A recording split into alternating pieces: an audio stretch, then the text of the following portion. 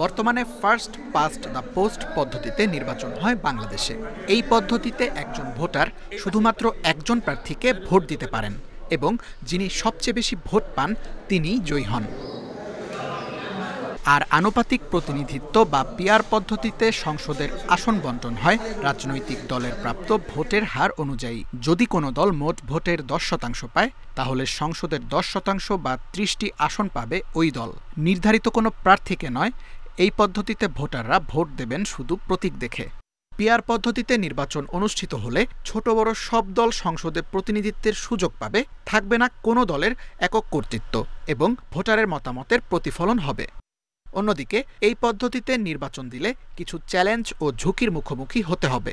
স্বল্প সময়ে সাধারণ মানুষকে এটি সম্পর্কে যেমন বোঝানো মুশকিল, তেমনি কাঠামোগত সমস্যার পাশাপাশি দেখা দিতে পারে রাজনৈতিক বিশৃঙ্খলা। এদিকে সাধারণ মানুষের অনেকেই জানেন না আনুপাতিক হার বা পিআর নির্বাচনের পদ্ধতি সম্পর্কে। কেউ কেউ জানলেও তাদের ধারণা পুরোপুরি স্পষ্ট নয়।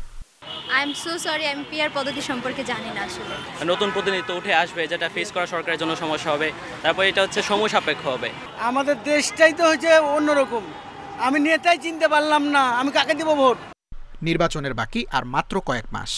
এই স্বল্প সময়ের মধ্যে পিআর পদ্ধতি বাস্তবায়ন কতটা সম্ভব সেটাই এখন মূল প্রশ্ন।